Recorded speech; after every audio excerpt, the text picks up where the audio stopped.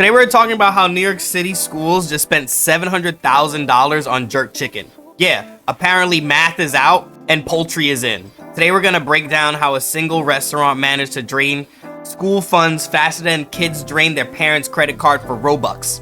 And trust me, the deeper you go, the dumber it gets.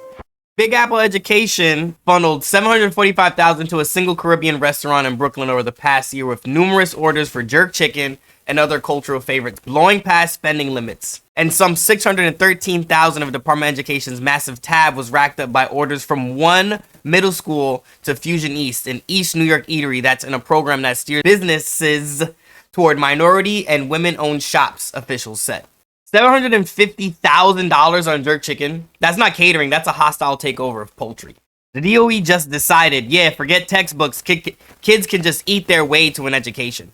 Honestly, this sounds less like a school budget and more like somebody's DoorDash addiction spiraled out of control.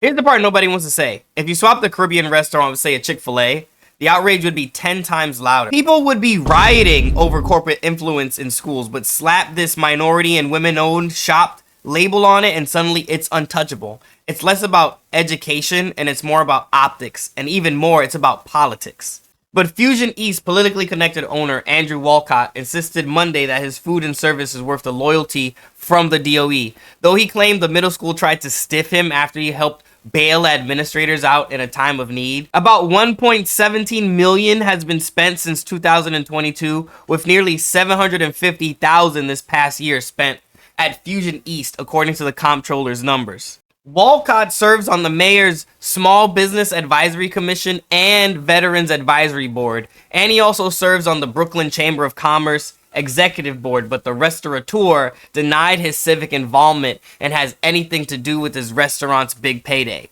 This is a perfect example of how politics and business blur into straight up favoritism. If a politically connected owner can squeeze over $1 million from public schools, then how is this not just legalized corruption with a side of mac and cheese?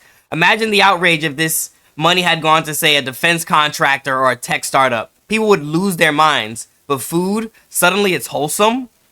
And of course, it's totally unrelated. He just happens to sit on every board that matters in New York politics, and the DOE just happens to drop $750,000 at his restaurant. That's not a coincidence, right? That's just, that just seems to happen every day. That's a Monopoly man speed running all the cheat codes, my guy. This is American version of state-run capitalism. You rub elbows with City Hall and suddenly your restaurant becomes the unofficial school cafeteria for half the borough, especially just one middle school.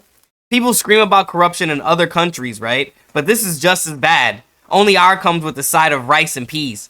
Payments in 10 of the 13 invoices made out to Brownsville Middle School near the end of August 2024 exceeded the per person amount allowed by the comptroller's office, according to AM New York. The DOE admitted in its back and forth with the city's comptroller's office that Brownsville Collaborative violated guidelines and as a result had staffers in the building undergo training. Fiscal responsibility is a priority of the Adams administration, and as soon as we are notified of this imprudent spending, we took steps to ensure it doesn't happen again by implementing the necessary training for this school, City Hall said in a statement to the Post.